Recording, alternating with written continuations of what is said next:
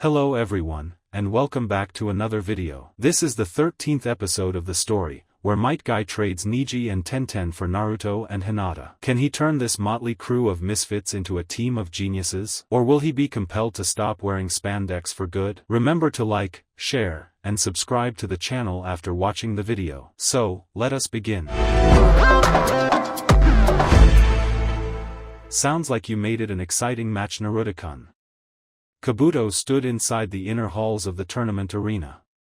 To his left was a stairwell, but you couldn't take more than a couple of steps down it without getting engulfed in the water thanks to the flood Naruto had caused.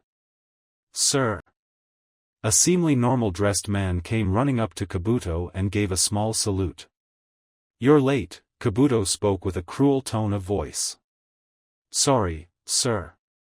They blocked off all the entrances and the bottom levels of the arena are shut down because of all that water. They're trying to prevent it from flooding the streets, so I had to sneak in." Kabuto clucked his teeth loudly. It didn't help that there was advanced security running all over the place. "I'll let you off the hook this time then. Give me your report." "Yes. All the shinobi from the rest of the continent but one group have arrived," the man said, still saluting. Which group isn't here?" Kabuto wondered aloud. "Those from the Cursed Seal Lab. The group headed by Yugo." The man stuttered the man's name, not a fact missed by Kabuto. "Something wrong?" Kabuto asked. The man shook his head. "Speak freely, I am curious." "Well, sir. Orochimaru-sama didn't want to use all of our troops from across the continent. Just the one stationed here in the Land of Fire. Most of the other bases are for unstable and experimental groups. Frankly, we don't know how they'll behave once they're on the battlefield. Especially Jugo's group." Kabuto smiled sinisterly when the man finished, causing him to take a step back in alarm. "That's the fun in it though. How are we supposed to truly test them if we don't let them out of their cages once in a while? We also don't have the support of Tsunagakure anymore, so I'm compensating for that."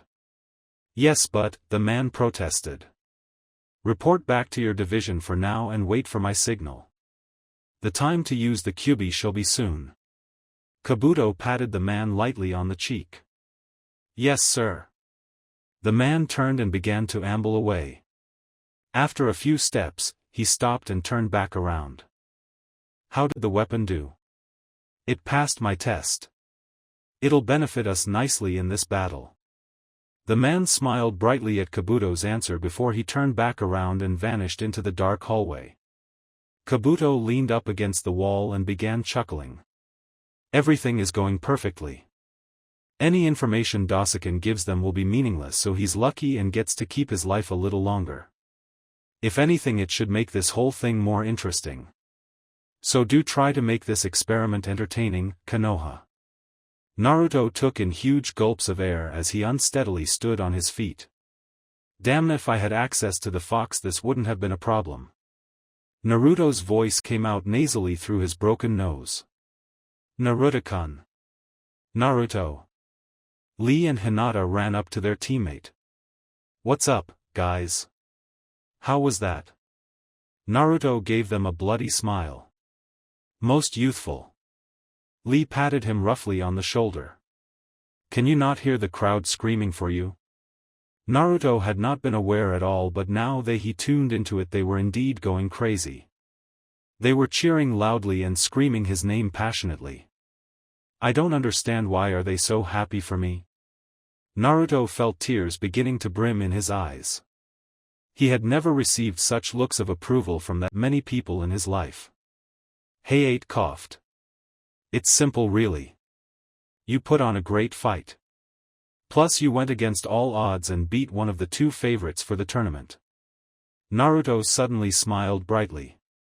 He took a couple of shaky steps toward the crowd and struck his hands in the air, making a V with his fingers. "That's right, everyone. I'm Uzumaki Naruto and I'm well on my way to becoming Hokage. Laugh at me now."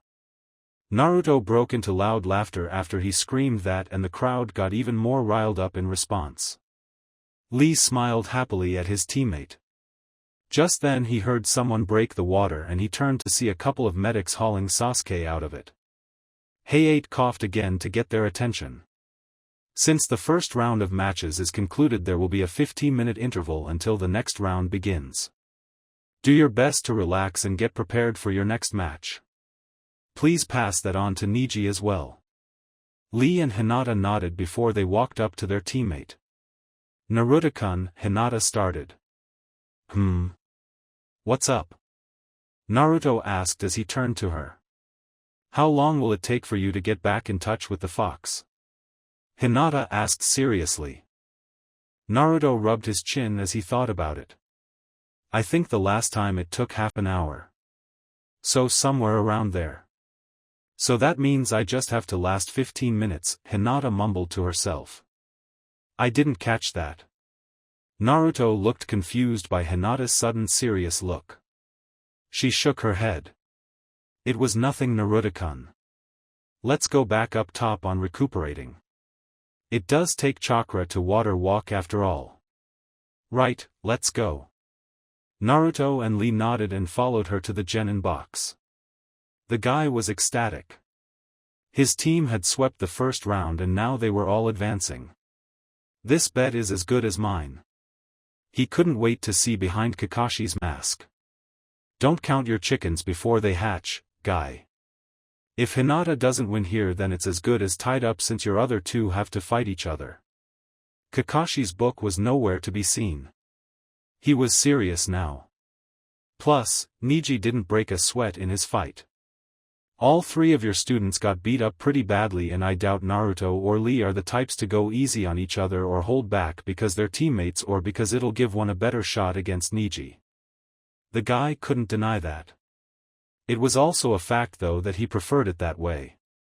Coming out on top when you were already down would make the victory just that much sweeter. Guy had little fear of losing this bet. His gut told him so. Whoa, looks like I missed a lot. Haku scratched his head in embarrassment as Temari glared daggers at him. I take it that Naruto is responsible for flooding the arena? Where did you go? Temari ignored Haku's attempt at small talk and got right to the point. Oh, well you see, I got lost, Haku answered meekly. Lost where exactly? Temari's look threatened pain if he answered wrong. On the road of life? Haku didn't even know Temari had brought her giant metal fan with her until it clubbed him in the side of the head. How could he have lost? Ino was practically on the verge of tears. There's no way the deadlast got that good. Keep saying stuff like that and I'm gonna get pissed, Kiba growled as he stood up. Kiba, Sakura warned her teammate lightly. No! Kiba shouted. Naruto saved our asses in the forest at the risk of his own life and this girl just keeps on insulting him without even giving him the credit he's due. Ino looked taken aback by Kiba's shouting. She opened her mouth to protest but suddenly a group of chips was in her mouth before she could. That's enough, Ino, Chuji smiled brightly at her. Even Shikamaru talks about how intense their training is. It's no surprise they've gotten that strong.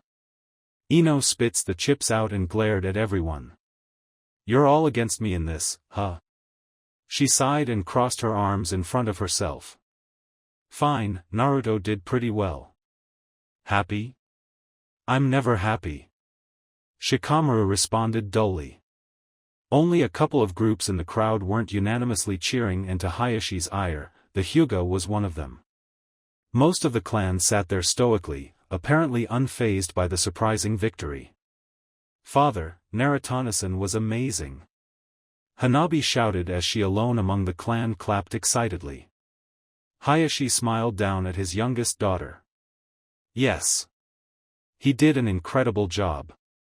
Wouldn't you agree, elder? Hayashi turned his smile to the old man whom he had been talking to earlier. The older man grunted. He did all right. I've seen more impressive. Oh? Hayashi's smile turned into more of a smirk. You've seen a rookie genin flood an entire arena before this? The old man let out a huff before he glared at Hayashi. Do you still have time to be thinking about the last match? Your daughter is about to fight possibly the most talented Hyuga to have ever been born. If she loses, do you know the detrimental effect it could have on our clan's image? I think you worry too much. Hinata won't disappoint anyone. Hayashi didn't bother to call the elder out on his topic change. I'm just saying, even if she has to activate Niji's seal, it better be done. The elder let his words hang in the air. Hayashi didn't give him a response this time. Instead, he stared off into the contestant area where his daughter was. Stay still, Naruto, Lee ordered as he stood over his teammate.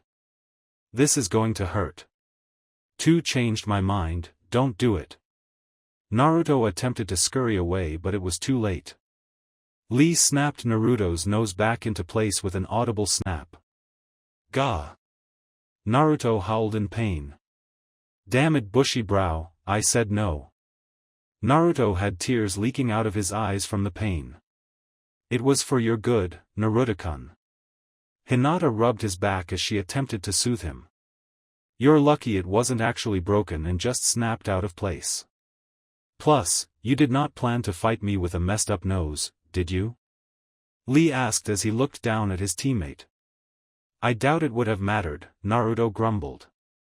You would do better to forfeit anyways. You are out of chakra.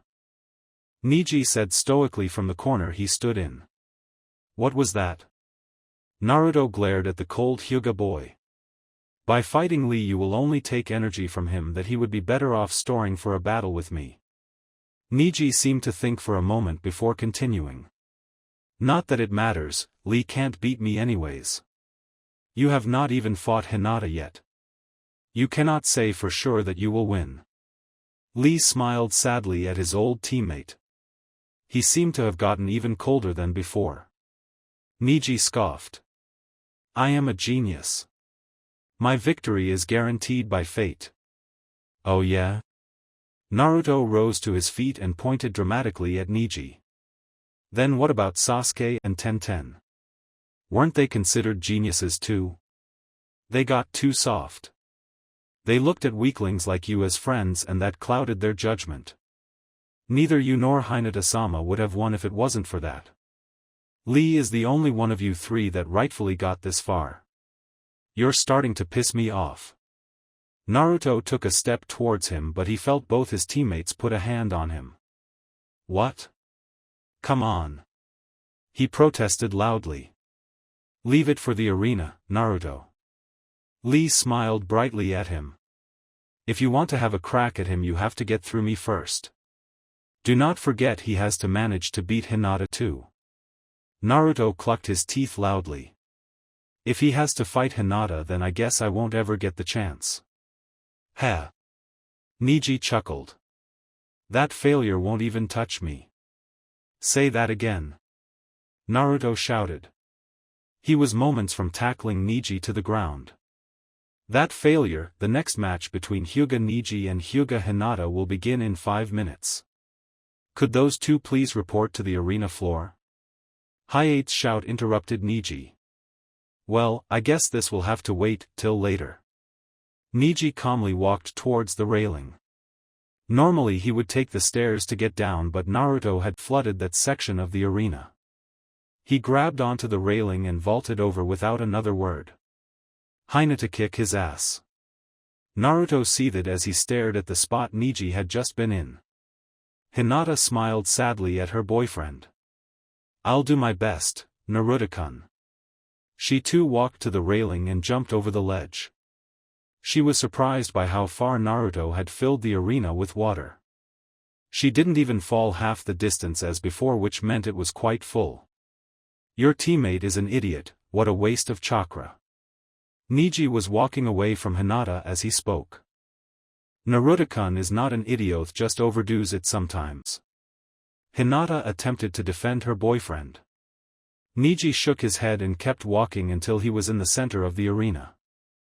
Hinata followed after him. You feeling all right? Hayate directed his question towards Hinata. She nodded. The poison is more or less out of my system. I will be able to fight when you start the match. It's not like she would be able to win either way, Niji remarked snidely. Do you just enjoy being an ass or are you trying to make me mad so I'll make a mistake? Hinata asked sharply back. Niji raised his eyebrows. He had never once heard Hinata talk to him like that. He observed her and was even more surprised to see she meant every word. You've become a lot different from the shy, meek girl who used to walk around with her head down, but that doesn't change the fact that you are still weak. Quit trying to deceive yourself. Hinata placed her hand on a scroll at her hip. Her bow appeared in her hand and the quiver of arrows was on her back. I am not deceiving myself. I'm not the same person I used to be, Nissen. Before this gets any farther, let me start the match. Hayate took a hesitant step in between the two of them. They both nodded to his suggestion. Hayate slowly brought his arm into the air. He turned to the crowd to see that they were waiting anxiously for this battle. Let the 5th match of Konoha's Chunin exam tournament begin. Hayate dropped his hand and jumped backward for the 5th time that day. This time though it was unnecessary. Neither Hyuga made a move at the other at all. The only noticeable change was their Byakugan had activated without even forming the seals. Niji smirked. How amusing. You believe you've changed. Hanging out with all those losers must have put you at ease about your insecurities. Why are you this way, Nissen? Hinata suddenly asked. Niji's eyes widened in surprise for a fraction of a second before they returned to normal. Hinata didn't miss it though. Why are you so bitter? Does the fact that I'm part of the main branch hurt you that much? You know I look at you as a brother anyways. I never said I wanted a sister. Niji shouted, losing his composure. You know damned well why I despise you. It's your entire fault. You should have just never been born. Hinata closed her eyes sadly for a moment before opening them back up and smiling bitterly at her cousin. But I was born, Nissen. Things may have happened and there may be tension within our clan, but I fully intend to become the heiress and fix that. I would like it if you would help me. Hinata extended her hand toward him. Niji took a step back, his arms were shaking in anger. Don't look at me with those eyes with that pity. I'm a genius. I don't need your help and I don't need to help anyone. Niji clenched his fists and broke into a run straight at Hinata. I feel sorry for you, Nissen. Hinata pulled an arrow out of her quiver and fired it instantly. Niji, instead of dodging left or right, dove underwater. If the action surprised Hinata, she didn't show it. This time she pulled out 3 arrows at once and pointed them down. She fired all 3 simultaneously into the water. Niji was surprised to see the arrows flying through the water like it wasn't even there. He let out an unintelligible curse and began spinning. The arrows bounced pointlessly off of the kaiten. Hinata fired another set of arrows, this time with explosive tags attached to them. Niji kept spinning. The explosions went off and the water began boiling from the heat and the bubbles began carrying Niji back towards the surface. Soon he broke through and Niji's rotation was slowly coming to a stop. Just as the chakra barrier faded, Hinata fired yet another arrow. Niji was still slowly spinning but caught the arrow with expert precision. His eyes winced slightly as he felt a pain in his shoulder though. What is this? He looked at the strange seal inscribed on Hinata's arrow. You passed your juken to your arrows? How crafty. Niji threw the arrow to the side before he charged forward again. Hinata went to fire another arrow but her eyes widened slightly in surprise. Everything became blurry, even to her Byakugan. Genjutsu, Hinata had to hand it to Niji, it was very rare to find genjutsu that could work well even against the Byakugan. She didn't have time to cancel it, so Hinata decided to borrow her cousin's idea. As soon as Niji swung his juken forward, Hinata quit channeling chakra to her feet and she slipped below the surface like a phantom. Hinata slipped her bow on her back and immediately cancelled the genjutsu. She turned her head back up but something rising from the bottom of the water caught her attention. She focused on it with her eyes and was surprised to see spikes of earth flying at her. Hinata wanted to curse. If she swam for the surface, Niji would be there waiting to strike, but if she stayed down she would be skewered by the spikes. Making up her mind quickly, Hinata began swimming towards the surface as fast as she could, right under Niji's feet. The Hyuga genius let out a smirk as he saw what Hinata was doing. Just before she got to him he activated his rotation again. He would knock her backward and right into his jutsu. To his surprise, Hinata also began spinning right at that moment too. However, due to her moment her cadence shot upwards, ramming into Niji's and battering him high into the air while still spinning. Hinata broke the surface of the water, stopped spinning, and immediately did a series of backflips, dodging the earth spikes that burst out of the water. She then grabbed onto her bow and fired her last couple of arrows at Niji. Niji's rotation deflected them easily and the Hyuga genius fell to the water unharmed. "You're fighting rather aggressively," Niji observed aloud. "You're making me burn as much chakra as I can as fast as Itsunari trying to tire me out." Hinata let out a small smile. "It seems to be working, at least I know how taxing the Kaiten can be." Niji's ever-present scowl deepened a little. "However, you're all out of ammo. What do you plan to do now? The only thing you've ever been good at is archery. Hardly a great shinobi skill. I however have mastered not just our clan's taijutsu but earth ninjutsu and genjutsu as well.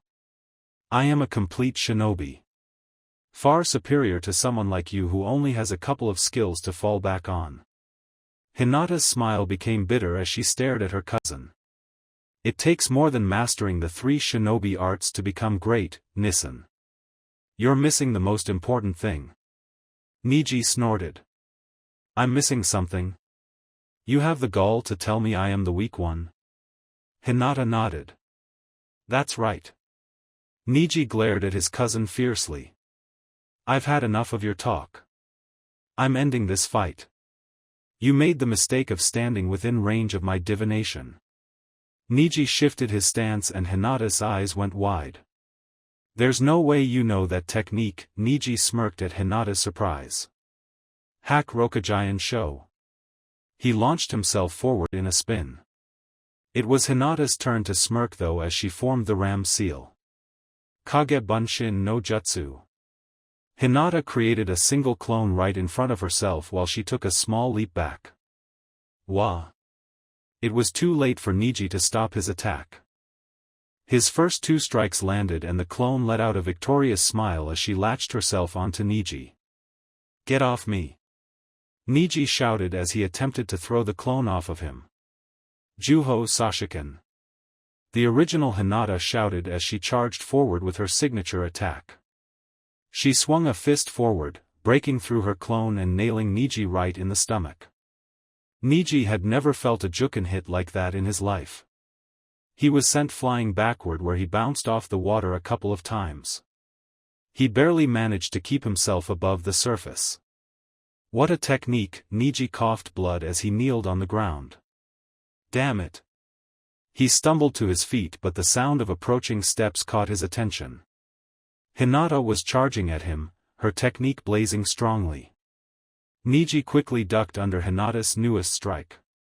He fell back into his Juken stance and began deflecting Hinata's blows the best he could while attempting to mix in his own. "She's mopping the floor with him." Naruto cheered as he watched Hinata swing with all her might at her cousin. "Something's not right though," Lee observed aloud. "What do you mean?" Naruto looked at Lee for a brief second before he turned back. "Hinata is not fighting like she normally does. She is going all out, trying to push Niji as far as she can. To be honest, she is wasting a lot of chakras doing it. Isn't that the point?" Naruto failed to see his teammate's concern. "Maybe you are right." Lee relented. "That poison must still be affecting her slightly though. She is normally much faster than this. She'll overcome that no problem." Naruto turned back to cheering. "Go Hinata." Hinata deflected Niji's Juken with an elbow and threw another chakra-enhanced punch. Niji stepped lightly to the side and swung his palm forward. Again and again, they swung at each other, deflecting blows and trying to counter. Neither one was getting very far, however. Finally, Hinata jumped back and put some distance between them. Her Justa dribbled out of existence and she was left panting loudly. Niji let out his tired grin. Your impatience has cost you. You've about sacrificed all of your chakras. I still have plenty left to fight on, however. Hinata shook her head. I don't need my chakra to keep going. As she said this, her Byakugan switched off. She then settled into a token fighting stance. You can't be serious. What do you plan to accomplish with that? Niji scowled at his cousin. You may have gotten a few lucky hits before by putting all your tricks into it, but it has cost you. This fight is as good as mine. Niji charged forward. Hinata ran forward as well. She jumped and delivered a high spinning kick which Niji blocked with his forearm. Before Hinata could land properly, Niji caught her right in the chin with a Juken strike, sending her crashing to the surface of the water. She stumbled up to her feet, but Niji was already there, blowing another strong strike into her stomach. Hinata gave a heavy cough of blood as she stumbled backward a couple of steps. This is what you get for thinking you could rely on normal taijutsu. Your Juken style is mediocre at best. What possibly made you think you could win with that style? Hinata gave Niji a bloody smile. You know what it is you lack, Niji? Niji scoffed. That again? Fine, tell me what it is I lack. Hinata gave another cough, spraying blood into the water before she was able to look up and answer Niji's question. You cannot believe in yourself. Niji narrowed his eyes. I don't believe in myself. Hinata shook her head. You've got to be kidding me. As if that has anything to do with it. No matter how much you believe, you cannot change what fate has engraved. That's my point, Nissen, Hinata interjected. You blame everything that happens in life on fate. You hide behind it. Niji clenched his fists tightly. Watch the way you use your words, Hinata-sama. He practically spits the honorific. There it is again. You hate me because I was born to the man born just seconds ahead of your father. Don't bring him into this. Niji roared. Hinata ignored him. You think your father wanted you to be this way? Bitter and clinging to the family way? You try so hard to play the victim, but how do you think I felt? I was the heiress, yet I was weak. I couldn't even beat my little sister. That has changed though, and do you know why, Nissen? I don't care. Niji shouted as he ran forward. He sent a fully charged Juken right into Hinata's chest, knocking her off her feet and onto the water. She hacked up more blood, but the resolution still in her eyes spoke so strongly that Niji stopped. It changed because I believe in myself. She said quietly. At one point I may have sympathized with your fate theory, but now I know it is nothing more than just an excuse you hide behind. Hinata stumbled back to her feet. You don't have to be this way, Nissen. Let others help you. Let me help you. Niji grit his teeth so hard he could hear them grinding against each other. I don't need your help. He seethed. So get off your damned high horse and fight this battle. Niji swung another Juken strike forward. Hinata caught Niji's arm by pinning it against her upper arm and body. I'm fighting it with everything I got. She shouted back as her fist drilled into Niji's stomach. She then jumped in the air and delivered a powerful spinning kick that connected with Niji's cheek. Niji spun around a couple of times but steadied himself. Without even waiting, he charged forward. Hinata was already running to meet him. I'm ending this. Niji shouted as he brought his palm back. Hinata didn't respond as she pulled her fist back. They both swung forward, their hands passing by each other as they flew. Hinata's fist connected with Niji's face while his Juken hit her hard in the gut. Niji stumbled backward while nursing his face while Hinata doubled back over. She hacked up even more blood. Damn it, I didn't want to have to do this, but if you're going to be this stubborn I'm going to have to rely on ninjutsu. Niji formed a seal. No, Hinata shook her head as she stumbled back up. Niji looked at her in surprise. What do you mean? I mean you don't have to go that far, it's okay Nissan. Hinata turned to the proctor. I give up. What? Niji asked. A murmur in the crowd quickly repeated what he just asked. Hayashi, what is she doing? The elder mumbled. To his surprise, the clan head was smiling. Hayate nodded his head to Hinata. The winner is Hyuga Niji. Wait for a second. Naruto bellowed, but it was too late. He had hit the water and was running at full force towards them. Lee wasn't far behind. Hinata. Why? It's been 15 minutes, Hinata answered simply. Huh? Naruto made a confused look. Can you feel the red chakra? Hinata asked. Naruto, still looking confused, thought about it for a second. Actually I can. The realization then dawned on his face. Wait, you fought just long enough to give me time to recover? Hinata nodded. I never intended to win. I just needed to buy you the time you needed so you could give it your all. Then everything you sprouted earlier was just a trick for time? Niji shouted furiously. Hinata turned to him and shook her head. I meant every word of what I said. I had planned to talk to you about it sooner or later anyways. Niji glared at her. So the only reason you fought me at all was so you could give your boyfriend some extra rest time? That's right, Hinata responded blatantly. But, Hinateu could have bought us time and still have managed to win. Naruto tried to sound irritated, but the fact that Hinata had fought just for him made that hard. Hinata shook her head. If you hadn't needed the time I would have forfeited right away. Lee bushy brows furrowed. You don't think you could have won? This time Hinata just shrugged. I'm not sure if I could win if I tried. The truth is, I forfeited because I was afraid of winning. What? All three of them asked at once. Fighting either of you is the most painful thing I can imagine. I would rather forfeit my match and not get promoted to Chunin than have to fight either of you. Hinata, Naruto stared at her with wide eyes. He then took a couple of steps forward and wrapped her in a hug. Thank you. For the time you bought me. I'll make good use of it. Hinata smiled and returned the hug. She didn't need to say anything more. A series of us broke out from across the stadium. Lee smiled happily at the two of them. TCH, disgusting. Niji turned on his feet and began walking back towards the genin box. What a waste of my time. That's just so cute. Ino had hearts in her eyes as she stared down at the two of them. Man. I thought she was going to win that one too. Kiba shouted, Ino from her trance to glare at him.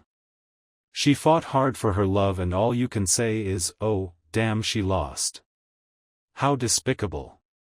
Ino shouted at the dog owner. Ino quit screaming in my ear. Shikamaru pushed Ino back down into her seat. It was a rather surprising twist, though, Choji mumbled as he began digging around for more chips.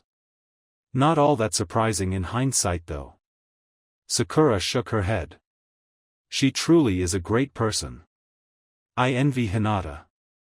Envy? Shino's voice showed a little surprise. Yeah, to be able to love someone like that where you can do things like what she just did for him. And then to have that love reciprocated and get a hug in front of the whole audience. Sakura let out a dreamy sigh. Girls, Kiba muttered. The other guys, even Akamaru, nodded in agreement.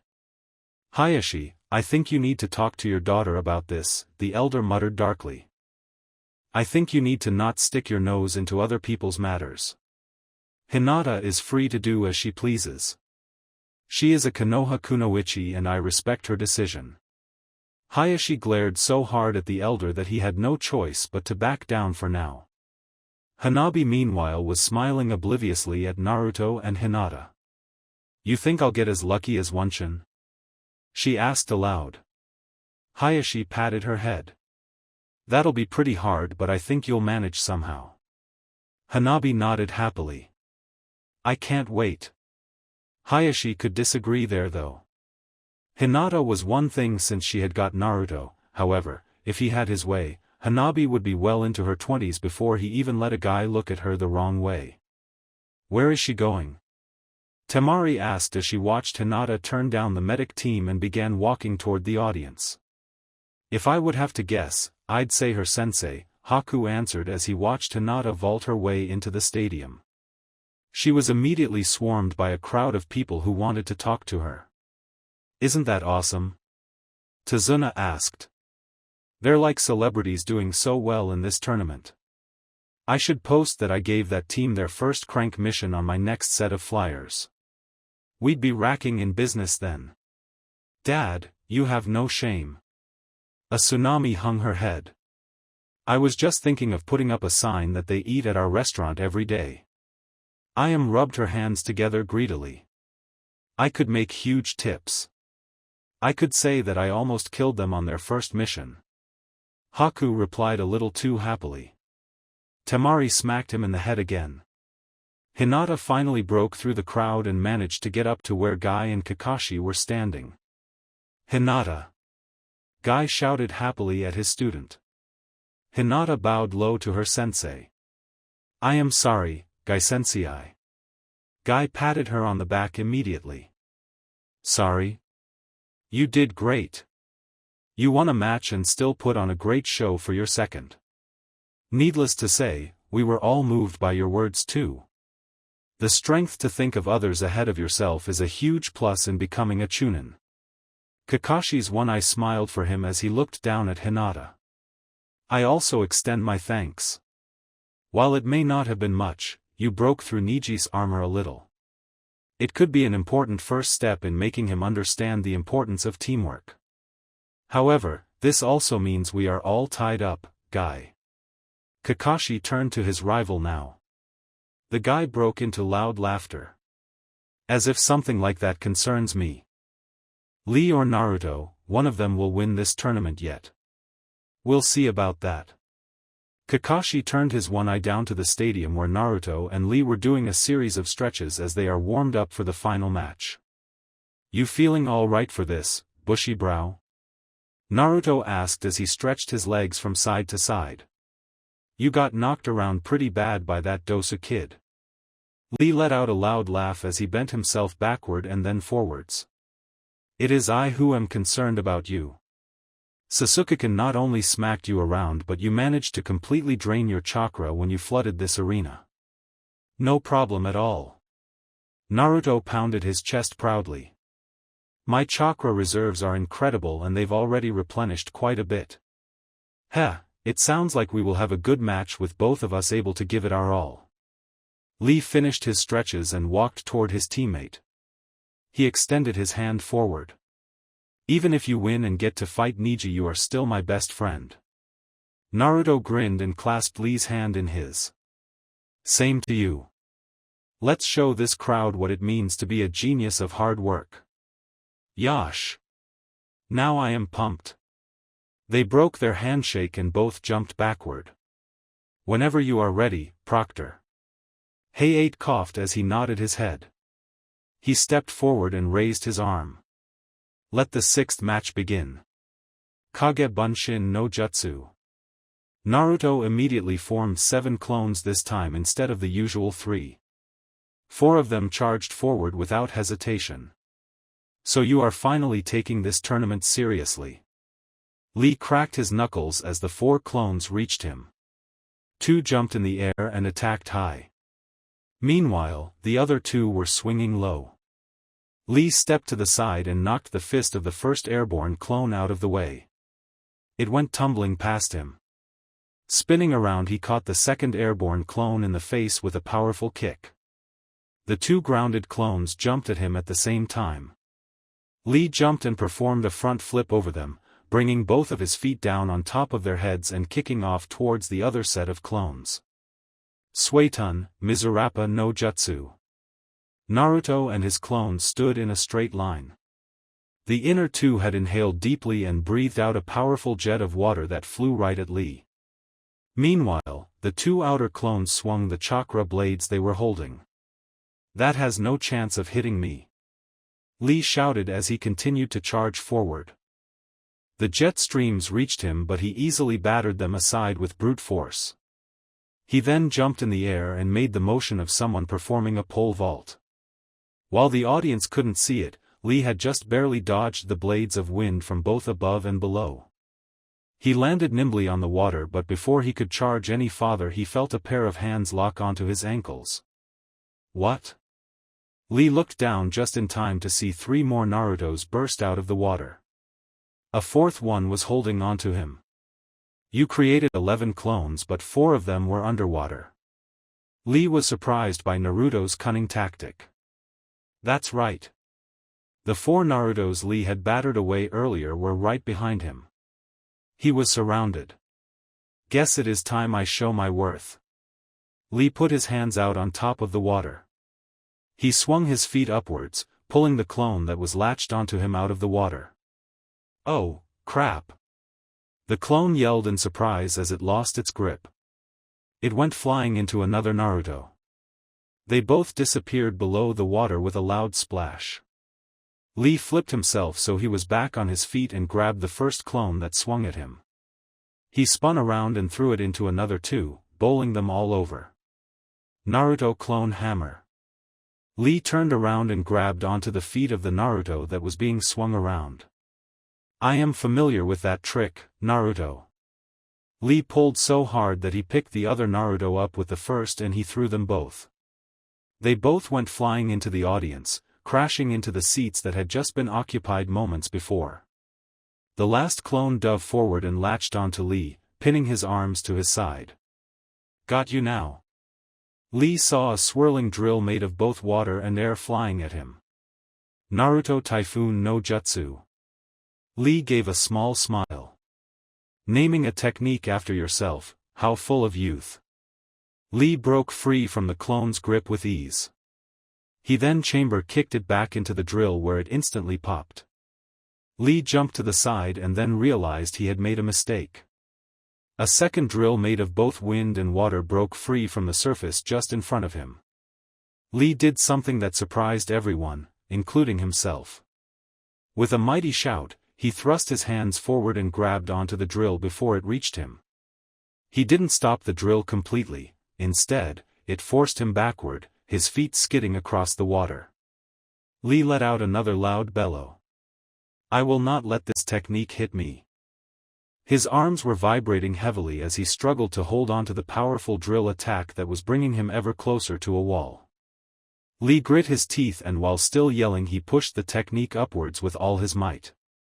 The drill shifted and flew skywards, spinning magnificently high before it withered away to nothing. Lee stood panting heavily. Unfortunately, he had no time to recover. The 7 clones he had thrown aside were up and charging again. This is getting me nowhere, Lee mumbled to himself out loud. If I did not have to fight both ninjutsu and taijutsu at the same time, this would be no problem. He looked at the 4 clones that were using the ninjutsu. The ones using the blades combined their technique with the ones using water and another 2 drills were on their way. What would Gai-sensei do? Lee asked aloud. The 7 clones left using taijutsu were almost on him, yet Lee's eyes were closed as he thought. Suddenly his eyes shot open. I got it. I shall also attack with both the elements and my fists. He nodded happily to himself. What are you talking about? The first clone asked as it swung. To his surprise, Lee completely vanished. I shall show you. All 7 clones spun around to see Lee had appeared a distance behind them, placing him in between the clones and the Typhoon technique. Get ready for Lee Typhoon no Jutsu. Lee shouted. That's copyright infringement. One of the clones shouted. Lee didn't listen. He was spinning in place at high speeds. The water at his feet immediately shot upwards, flowing around Lee in a spiral until it towered high in the air. Naruto's technique slammed into the miniature typhoon Lee had just created, but both drills were battered away pointlessly by the high velocity of the water. "Damn it, that thing is acting like Hinata's Kaiten," Naruto yelled in exasperation. "But it shall prove more effective because, with my awesome skill, I shall now move it." Lee appeared just outside of his technique, already in the process of delivering a powerful kick. His foot smashed into the typhoon and it went flying at the Narutos that had been using ninjutsu. He kicked it. Naruto and most of the crowd shouted as their mouths hit the floor. The clones that had been using ninjutsu were so shocked that they let themselves get sucked into the typhoon and sent flying into the air. All four of them popped out of existence. Lee's attack then hit the wall and it finally dissipated. If the original wasn't there, then that means he was with the taijutsu group. Lee turned and charged at the remaining 7 Narutos. Naruto and his clones finally regained their senses and also ran forward. "Change of plan, everyone gang up on him," the original shouted. A cry of agreement rang from the rest as they all jumped at Lee at the same time. "Konoha-senpai!" Lee shouted as he battered away 3 of them with one swing of his foot. He let out a loud laugh. "This reminds me of when we first sparred the day you became a part of this team. I've grown a lot since then," Naruto shouted as he threw a clone forward. It latched onto Lee with all his might. "I had to rely on Hinata to beat you with your weights, but this time I'm fighting toe-to-toe with you when you're not wearing them." Lee again broke free from the clone's hold. He shoved it back into the clone directly in front of him. Just 2 Narutos were left charging and they came running from the left and right. "You have indeed grown." Lee smiled as he recollected the past. Naruto had charged at him with 100 clones and hadn't got anywhere close until Hinata had stepped in. This time though Naruto was using 12 and holding his own. He quickly shook himself from his thoughts fast enough to catch his fist the Naruto on the left. He was just about to bring his foot up to kick the one on the right when the other Naruto quit channeling chakra. He dropped into the water, pulling Lee partially down with him and throwing the taijutsu specialist off balance. "Gotcha!" Naruto's fist connected with Lee's exposed chin and the boy went spinning backward. He barely managed to land on his feet. Blood slowly slipped from his cracked lip and Lee wiped it away with his thumb. He then looked down at the bloodstain on his finger. "You got me, huh?" Naruto looked up in surprise. After punching Lee, he pulled his other clone out of the water. The other 5 were also slowly recovering and lining up with the original. "That is the first time you ever managed to hit me when we were fighting just with taijutsu," Lee clarified, and Naruto seemed to mull the thought over. Suddenly he brightened up. "You're right. I got you. This feels awesome." Naruto and all his clones began giving one another high fives. "I guess this means it is about time I step it up a notch myself." Lee slowly spread his legs out and brought his arms up. Finally resorting to the gates, "Huh?" Naruto smirked as he and his clones took up their stances. "First gate, open!" Lee bellowed. He vanished. Not even a second later, reappeared with his arm completely through the chest of one of Naruto's clones. He coughed blood before vanishing in smoke. "What the hell if that was me?" Naruto looked horrified at the brutal way he had just watched his clone go out. "You have not been doing a good job of hiding which one is the real one, Naruto."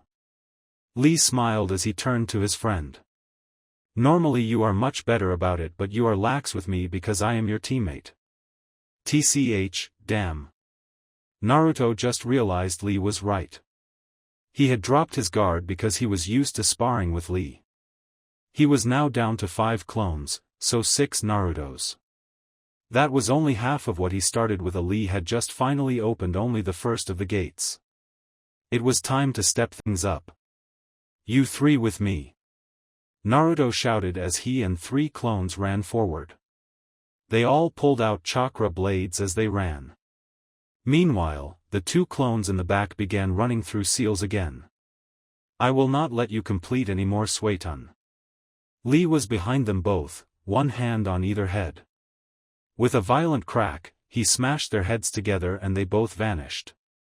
Shit, attack now. Naruto and his clones turned and they all fired a blade of wind at Lee at the same time. Second gate, open. Lee vanished even faster than before. He appeared over the top of the real Naruto. Kawarimi no Jutsu. Naruto switched himself out with his clone in time by not even a second. Lee's foot slammed into the head of the clone so hard that he created a massive splash. Again, water was sent spraying into the crowd. The remaining three Narutos rode the wave created by Lee's kick to get more distance between themselves and the powerful genin. You were smart in using that technique, Naruto. Lee acknowledged loudly. Now I am not sure which one is the real you and will be forced to pull my punches. That's the idea. All three Narutos shouted at once. You wouldn't want to kill me after all. I do know though, one Naruto felt a shiver go down his back as Lee's voice came from right behind him. That you are trying to stall for time. You know that I can only keep the gates open for 30 seconds at a time at the most and have to open another to keep fighting. The clone never got to respond as it was blasted into the wall by Lee's powerful fist. It popped immediately after. Just two left. Lee turned and saw the water splitting from either side as blades of wind tore through it on their way to him. Third gate, open. Lee vanished and appeared next to one of the last remaining Narutos, his fist drilling into his face without preamble. The clone immediately popped without being able to go anywhere. Lee turned his attention to the last Naruto standing just as a powerful red aura erupted from his body. Lee had to keep himself from letting out a whistle. He had never felt Naruto release this much energy when tapping into the Kyubi no Yoko. No more holding back, bushy brow. Naruto disappeared and reappeared right in front of Lee's face with his fist extended. It was so fast that Lee didn't even get a chance to raise his arms in defense as the attack nailed him in the face. Lee was sent flying backward and right into the wall. Now that was a youthful punch. Lee stepped away from the wall and straightened himself up. Fourth gate, open. He shouted. A second later and he vanished. Naruto disappeared at the same time. They both appeared in the center of the arena. Their fists forward. They clashed with each other and a powerful shockwave was blown across the arena and into the crowd. Waves were rolling and splashing and the people in the front seats quickly retreated in fear. Naruto and Lee vanished into a different location, again throwing punches. Each time their fists connected, another shockwave followed. Just what the hell kind of battle is this?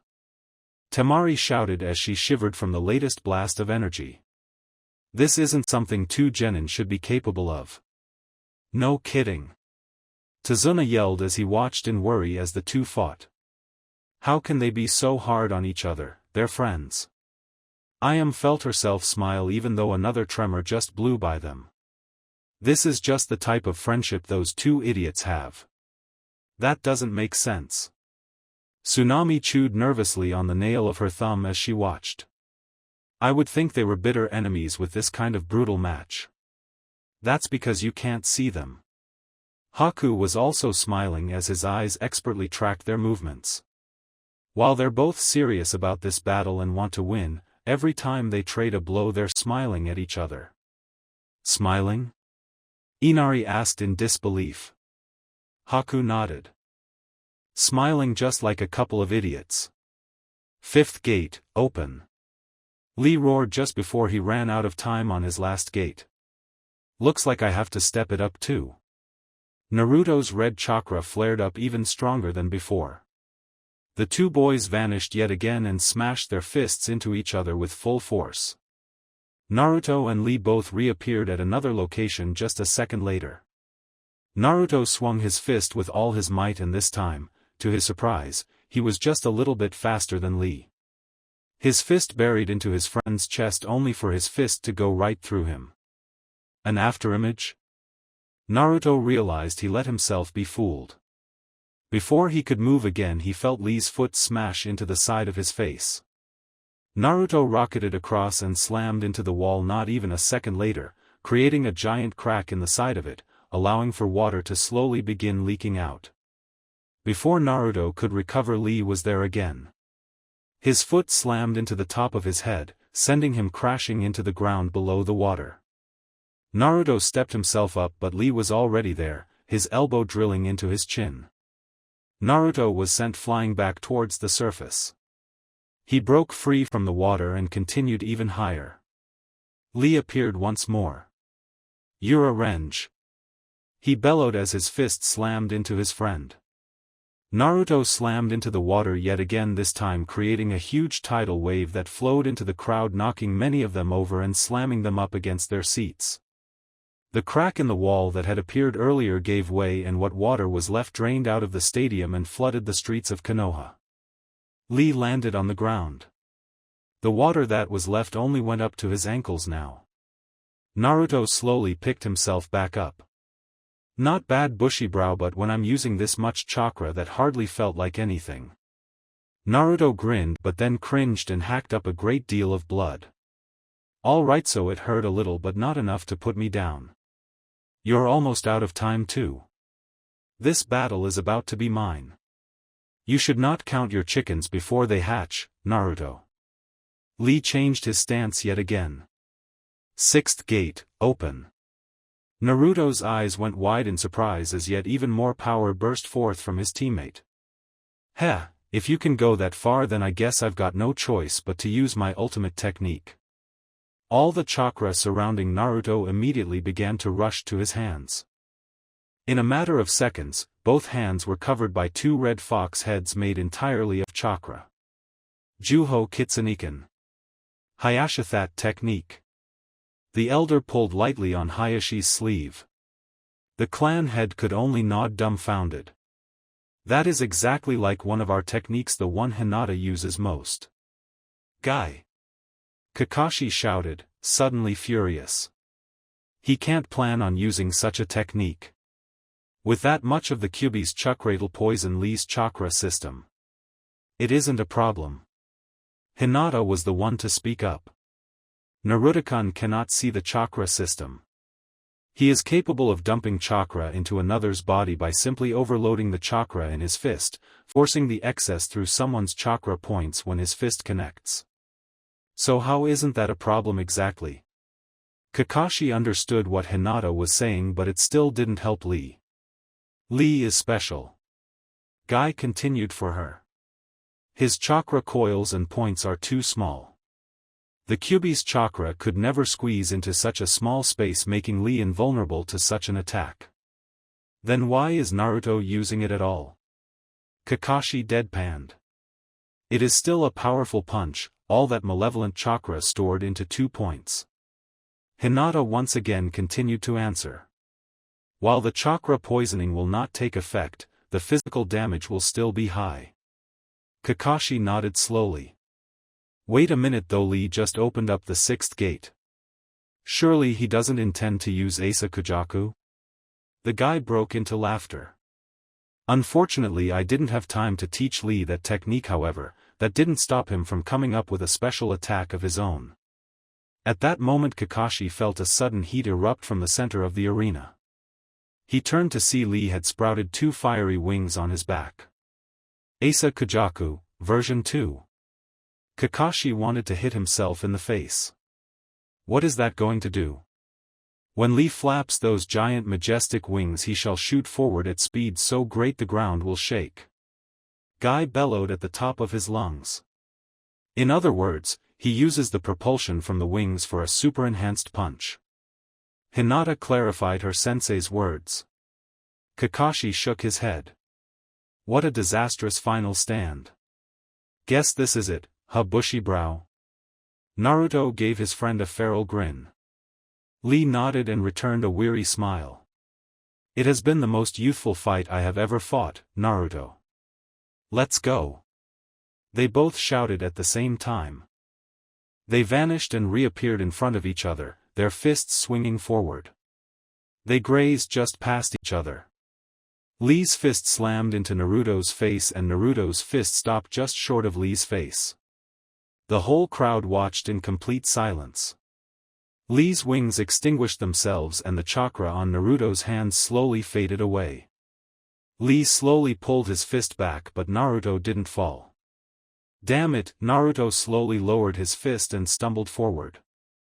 He fell against Lee who stood tall and supported his friend's body. Damn it, Naruto's face was buried in Lee's chest and came out muffled. I lost just because I was shorter than you.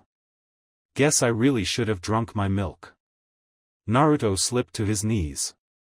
He then fell sideways and rolled so he was laying down on his back. Bushy Browno, Lee. Kick Niji's ass. Lee gave Naruto the biggest smile he could. You got it, Naruto. The winner is Rock Lee.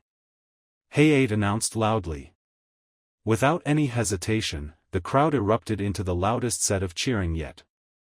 Most of them were soaked but that only seemed to increase the vigor at which they yelled. Gai-sensei, I'll be right back. Hinata immediately began to take off down the stairs. They had been part of the only people not to get soaked by water. Hinata. Gai shouted and she turned around. Tell them both that I'm proud of them. I am proud of all three of you. You guys are the greatest students a man could ask for. Hinata nodded happily before she continued running towards the arena. Niji shook his head while he smirked. Those idiots went all out. This tournament is as good as mine. Then I don't suppose you'll mind helping me out for a while, would you? Niji's eyes widened in surprise. He turned around but before he could do anything a man grabbed him by the throat. It won't take long, I promise. Kabuto smiled evilly. Hinata hit the floor of the arena and ran up to both of her teammates. Lee-senpai. Naruto-kun. She was surprised to see that no medics had run out yet to check up on either of them. Hinata. Lee waved happily. He took a couple of steps toward her but stumbled slightly. Guess opening all those gates was not a bright move. Is Naruto-kun okay? Hinata asked worriedly. My pride hurts a little, Naruto mumbled, clearly still conscious. I guess not being able to move is a problem too. Hinata couldn't decide whether to giggle or sigh in relief. If he was able to make jokes then he would probably be up again in no time. The sound of footsteps caught her attention. She turned to see Niji standing there. She had been hoping it would have been a medic. She saw something that immediately concerned her though. Niji was holding a kunai. Hayate slowly walked forward. There is going to be a half hour between matches so you can go rest a little longer if you want. Niji slowly and robotically turned his head towards the proctor. His mouth slowly opened. Run, it's a trap.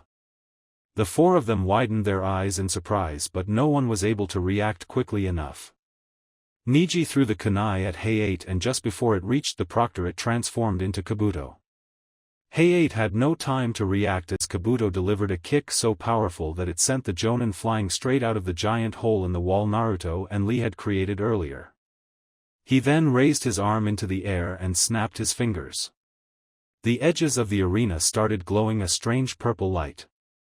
The light shot skywards, temporarily blinding everyone.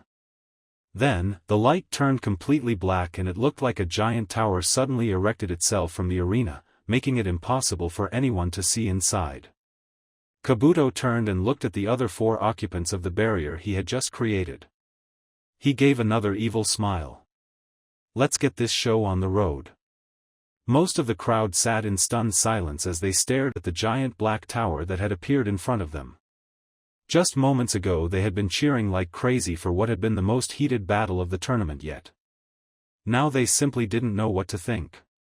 Guy, however, was not one to sit idle. Lee, Hinata, Naruto. He was off towards the tower faster than lightning. Guy, wait.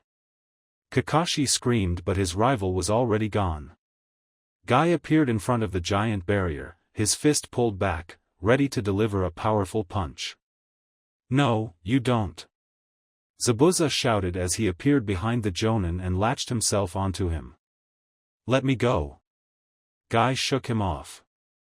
My students are in there. Just then several explosions bounced off the arena as the ANBU appeared. A couple of them smashed into the barrier and they suddenly caught fire and tumbled towards the crowd. All the other Jonin who had just been on the move paused as well. You see? Zabuza shouted. This isn't an ordinary barrier. Zabuza's right. Kakashi landed next to them. It's dangerous. Let's get up to Hokage-sama. He'll know what to do. Guy nodded. All three Jonin vanished an instant later. Meanwhile, the crowd finally seemed to realize what was going on. Panic was quickly spreading and they were trying to flee the stadium. What the heck is going on? Temari asked as she watched people fleeing by her. I'm not sure. Haku shook his head and turned to the others that were with them. We need to get you guys out of here though. The village may be under attack. Attack? Tazuna shouted in horror. Can we even get out of here without being trampled? Ayam asked skeptically. Haku smiled. We're Shinobi, we'll get you out. While all this had gone on, the Kabuto who stood next to the Hokage gave a small victorious smile. Looks like you didn't catch me in time. He had no time to move as his limbs were bound by a wood technique. You bastard, Yamato seethed as he stared with complete loathing at the man. He wanted to crush the life out of him right on the spot. What did you do? The Hokage asked gravely as he walked up behind the bound man. I created a barrier that also acted as a signal, Kabuto answered as if he had been expecting the question. Sarutobi turned his gaze to the Black Tower. It went impossibly high into the air so it was visible for miles.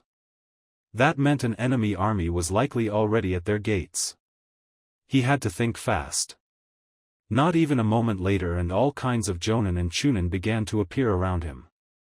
They were crowded incredibly close together on the tight space of the roof of the stadium. Hey-8 appeared bowed in front of him.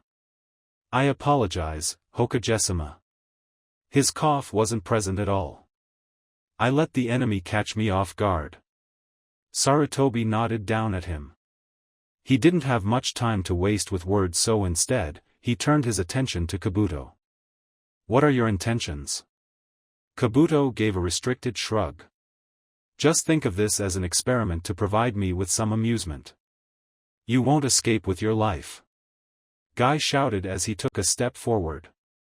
The second we bring that barrier down your life is forfeit. Kabuto chuckled. You better hurry then. If you open it too late I'll be the least of your worries. Everyone's eyes widened and they turned back to the barrier. Naruto was in there which meant only one thing. You bastard, Guy had to restrain every muscle in his body to keep from destroying the man in front of him. That's enough, Guy. The Hokage shouted. I need all the Jonin and Chunin to report to the front gate immediately to back them up for an invasion. The Hokage turned to a Chunin who was kneeling on the roof. Get the best shinobi from our barrier branch here now. I want them to begin breaking that thing down immediately. All Jonin Sensei gather your genin and have them begin to evacuate the civilians. Their safety is a top priority. Sir. Everyone shouted as they all fled about to perform their assigned tasks. The only Konoha shinobi left around the Hokage were Hayashi, Kakashi, Yamato, Guy, Hey-8, and Zabuza. Just then a Chunin who had been stationed at the gate landed in front of Hokage. Hokage-sama. We're under attack. He shouted. How many of them are there? He asked immediately. How long can you keep them from breaching the gates? Sir, the man hesitated. Speak. Sarutobi didn't have time for this. There were at least a couple thousand of them but they were coming from the sky. Many of them have already flown into the village. The Hokage's eyes widened. They set fires everywhere as they traveled. There were more approaching from the forest floor but I didn't stay long enough to get even a rough number. Sora shinobi technology? Everyone present turned back to Kabuto. The white-haired man broke out into laughter. Nothing like that, even I'm not capable of locating that old village. Hokage-sama. Hayashi shouted suddenly, his Byakugan was on. How are they doing it, Hayashi? The Hokage turned to the head of the Hyuga. Not Feihi. Hayashi blinked a couple of times as if to make sure he was seeing things right. What is it? The Hokage's patience was wearing thin. There are thousands of them all right, but they're all the same person. Hayashi's voice came out dry. Who? Sarutobi shouted. The contestant, Abumizaku. Just as he uttered those words, a couple of dozen of the said boys came flying overhead. They were propelling themselves forward with the fire that sprayed from their hands. I'm back, bitches. All of them yelled as their stomachs opened and kunai began firing. Hokage-sama, take cover. Kakashi and Guy shouted as they moved to attack the small fleet overhead. Sarutobi didn't move an inch from the spot though. Instead, he formed a set of seals. Katan, Gokakyu no Jutsu. He breathed out a fireball so massive that it easily was big enough to hit every Zaku overhead, and hit them it did. They were all obliterated to the point that not even ashes remained. Not Hokage for nothing, huh? Kabuto chuckled. I wonder though how you'll all fare against a group of opponents just as strong as yourself. Silence him. Sarutobi didn't even turn back to Kabuto. Yamato didn't need to be told twice. He clenched his hand and the wood tightened around Kabuto until he poofed into smoke. My orders from before stand the same. The Hokage shouted. The civilians are the #1 priority. I want all ANBU operatives to engage the Otogekure shinobi known as Zaku that have infiltrated the village. Remember to watch out for his self-destructing ability. The ANBU nodded and were also off. Sir. Kakashi's voice was heavy with dread. He was up on the roof staring off towards the gates. Sarutobi jumped up next to him immediately. The sight that befell his eyes made his face go pale. Many places of the village had already been set ablaze as thousands of the tiny figures that could only be Zaku flew around. Many shinobi were already engaging the robotic shinobi as others hurried towards the gates. For it was at the gates that an even more disturbing sight lay.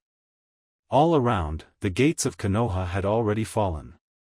Hundreds of shinobi garbed in black poured into the village. The most horrendous thing though was how the gates had been destroyed. One wall had been completely overrun by giant roots of wood. Another looked like it had been blasted away by a tidal wave. Yet another had been set completely ablaze. The final wall had been battered down by a group of giant snakes. This can only mean one thing, Sarutobi rubbed his temple as he stared at the wreckage.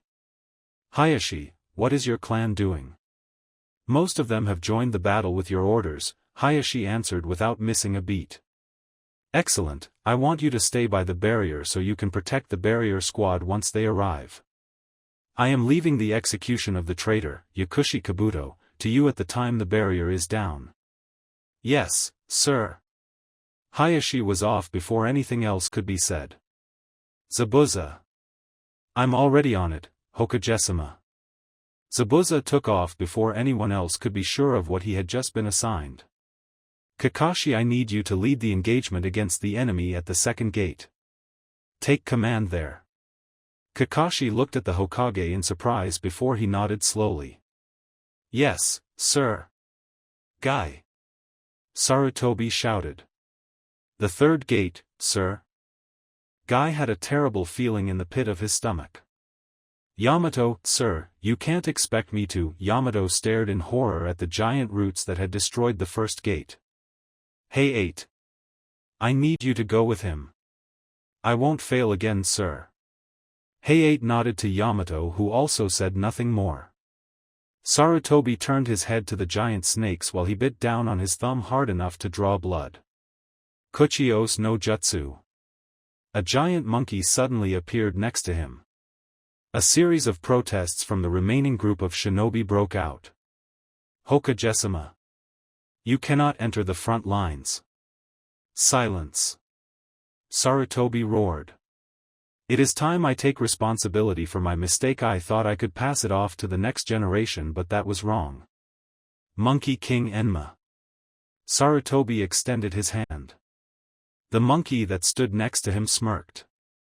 Been a long time since I've seen you this serious, Sarutobi. The monkey transformed into a staff that Sarutobi swung around a couple of times. It's about time. For our village. Sarutobi shouted as he threw his Hokage garments aside, revealing shinobi armor on underneath. He and the remaining shinobi took off towards their respective gates. What is this? Lee shouted as he slowly turned himself around, gazing at the black barrier that had them trapped. Just a little something that I had set up so we could have a good time without being interrupted. Kabuto chuckled as he pushed his glasses up and walked over to Naruto. I give you both my thanks. Things would have been much more difficult if you hadn't beaten the Jinchuriki host down so much. Kabuto nudged Naruto in the ribs with his foot. Don't touch him. Hinata shouted. She charged at Kabuto without hesitation. Before she even got close, Niji appeared in her path. Hinata stopped hard. Nisenmove, Hinata said carefully. I'm sorry, Hinata-sama, I'm not in control of my body. Niji stepped forward and sent a jukin into Hinata's stomach, blasting her off her feet. She landed with a loud splash a couple of feet away. Hinata. Lee ran up to her and lifted her slightly. He then glared at Kabuto. What did you do to Niji? Just then he noticed strange black markings appear all over Niji's body. I placed a special seal on him, Kabuto said as he bent down and grabbed Naruto by the hair.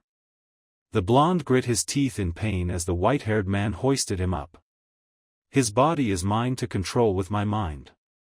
If you want to stop him, you'll have to immobilize him.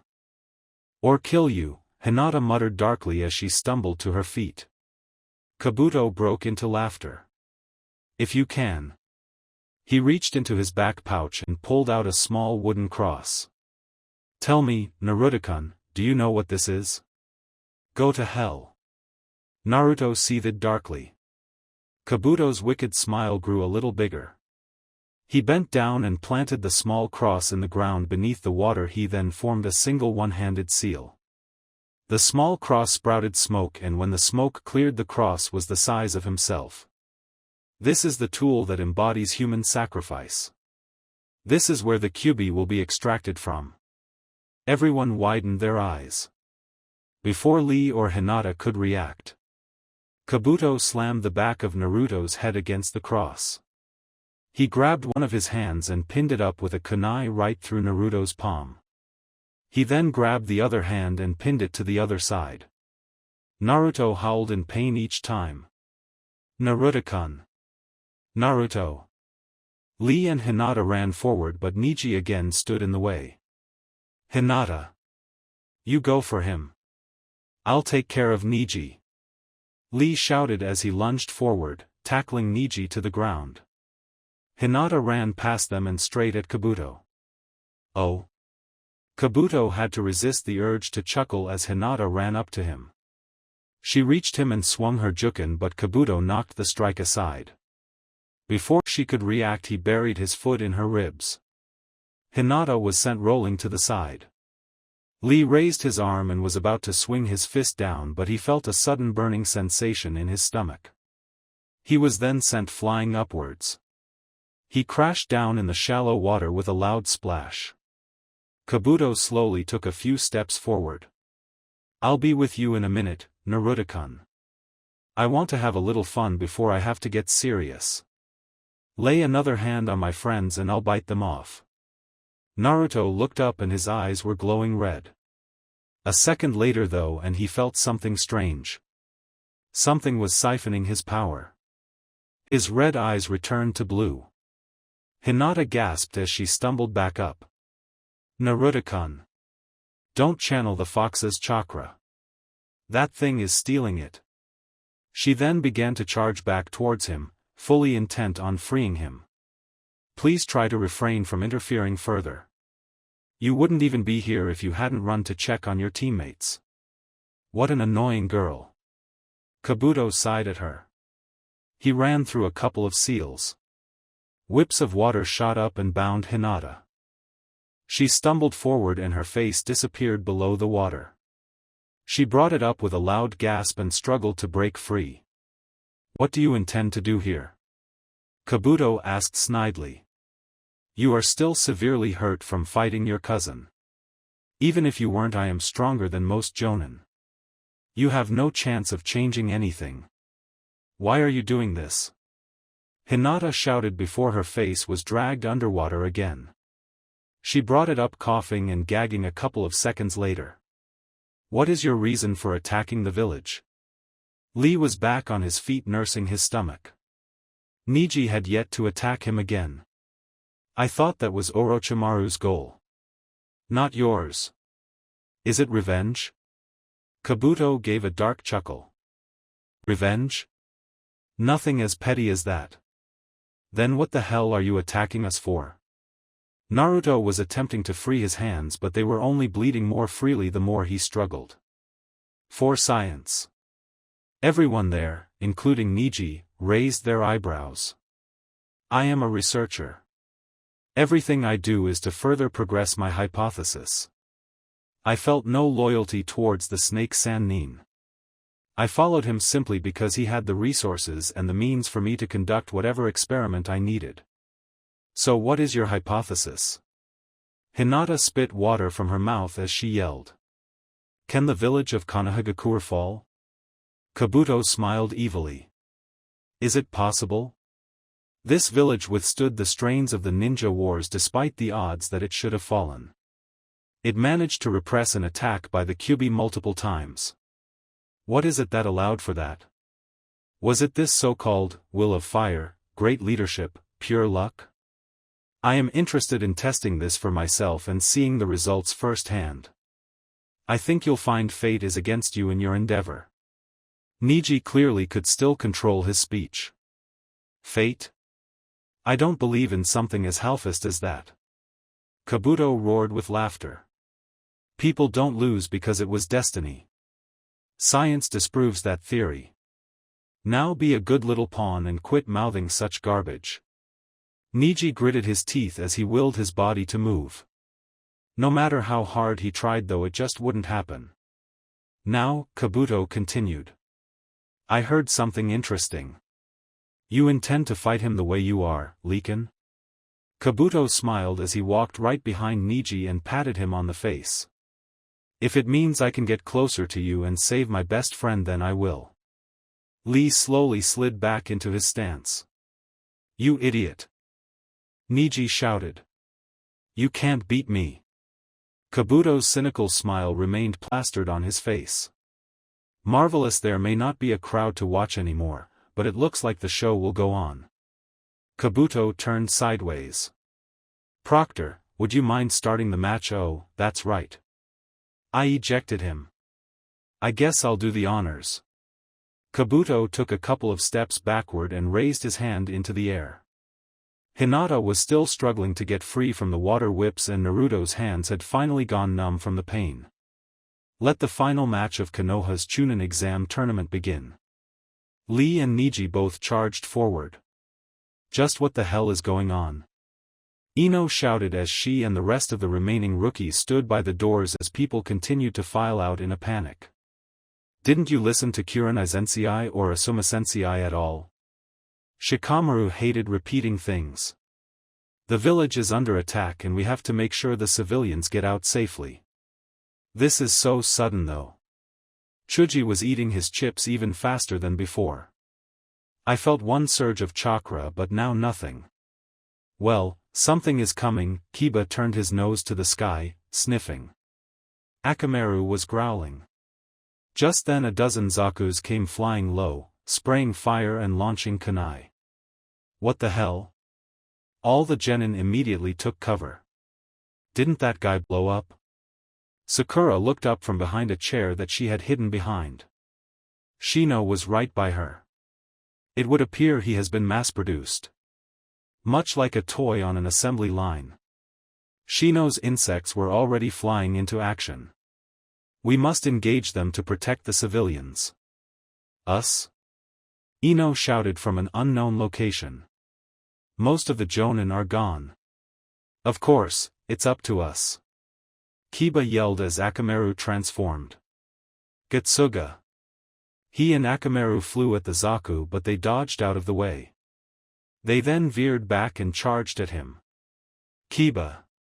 Sakura shouted as she quickly formed several seals. The Zaku began to swing around out of control as she placed them under a genjutsu. Nice going, Sakura. Kiba yelled as slammed into the ones flying around drunkenly. Everyone else hurries up and help. Kiba is right. We got a couple of lucky first hits but this man fought toe-to-toe with the Hyuga genius. Shino landed next to both his teammate. We need to team up to take them all down. Shino. Shikamaru shouted. If you can ground them, do it. Almost everyone had cleared the arena and now only the genin and the attacking Zakus were left. Acknowledged. Shino yelled back. His bugs were flying into action, quickly blinding many Zaku. They don't have an internal chakra source so blinding them is the most I can do.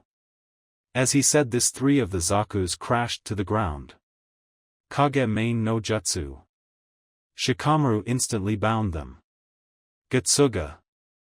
Kiba and Akamaru flew at 2 of them. Nikuden Sensha. Choji was already inflated into a giant ball. He was bouncing down the steps towards the last one. All 3 of them hit their targets at the same time. Move away.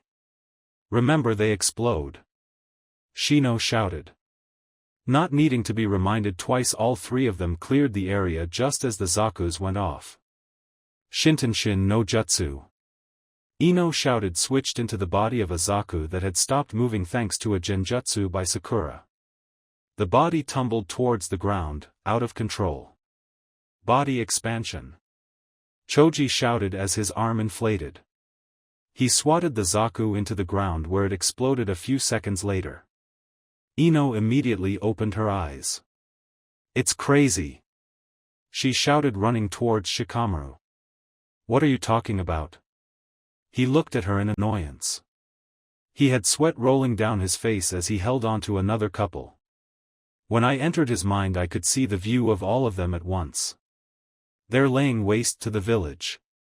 Ino sounded completely panicked. We need to get out of here and help them fight. The civilians, Choji reminded Ino gently. He and Kiba had just destroyed the last couple of Zakus that had invaded the arena. There aren't any more here. There are plenty out there though. We need to help them. I agree with her. Kiba stepped forward. Did you see the way we took care of them? We might be the best 6-man one-dog team force in existence. I also think it would be prudent to lend the others our aid. Shino walked toward them all slowly. You need to think about your health, Shino. Sakura suddenly scolded. You're still not up to full strength since you lost your arm. The situation does not give me time to be concerned about such trivial things. Shino adjusted his glasses, clearly irritated at being underestimated. We don't have time to argue. Shikamaru scratched his head. Let's go. He finally said. They need our help. Yes. Everyone else chorused in agreement. Zaku. Dosu yelled as he ran down to streets of Konoha. He had just broken out of the infirmary having seen all the flying forms of the boy who was once a teammate. Buildings to his left and right were ablaze, broken glass littered the streets and the only people present were shinobi that fought from the roofs. Zaku. What the hell happened to you? Dosu. For Zaku landed down gently right in front of him. I didn't even recognize you without all your face bandages. If I had, I would have tried to kill you instantly. All 4 of them gave a cruel smile as they raised their palms so they were pointed at him. Zaku. Dosu clenched his fists tight. What did Kabuto do to you? All 4 Zaku broke into robotic laughter. The sound was eerie and sent shivers down Dosu's spine. That secret weapon that Kabuto has had everyone working on for the last month, that was me. I'm going to be the instrument that takes down this village. Dosu stared in disbelief at his former teammate. You believe that? He asked quietly. The Zakus lowered their hands slightly in confusion. He's just using you, you fool. Dosu screamed as loud as he could. What do you think is going to happen when your usefulness has run out? Once he frees that fox, you're just fodder like everyone else. Was it worth trading away your body? Silence settled between the two, or 5 of them. Answer me, Zaku. You talk too much. They raised their arms back up to fire. Not so fast. Spikes of ice propelled forward by a strong gale of wind suddenly impaled all 4 Zakus. They exploded before they were even able to register what happened. Dosu spun around in surprise. You! He shouted as Haku and a blonde girl slowly walked up to him. This that third teammate you just told me about? Temari eyed Dosu up and down carefully. You should already know him. Haku sighed dramatically. You watched him fight Lee-san in the tournament. You any good without that sound manipulator on your arm? Temari asked skeptically. Dosu turned away before answering. Don't follow me. He began walking away from the 2 of them. Where are you going? Haku asked as he ran up to him. To stop Zaku. Dosu answered immediately, causing Haku and Temari to stop and stare at each other in surprise. You know where the real one is? Temari asked as she also ran to catch up. He should be back at the base. At the very least his mind is. Dosu didn't break stride. How do you know that? Can you be sure there is a real one? Haku was now walking right next to him. Of course there is. The signs are obvious. Dosu finally stopped and turned towards him. What signs? Temari and Haku asked at the same time. Genjutsu. All 3 turned in surprise. Zabuza stood behind them. One needs a brain that feels senses to be affected by genjutsu. Odds are they are all being controlled by a single brainwave that is being transmitted from Otogekyu's closest base. The first exam proctor? Dosu asked in surprise. That's Zabuza sensei to you, Zabuza said as he looked over the 3 genin in front of him. You too will need these. He threw Dosu and Temari headbands with a leaf etched into each of them. What are we going to do with these? Dosu asked suspiciously. Wear them proudly, of course. Zabuza received a strange look from all 3 of them.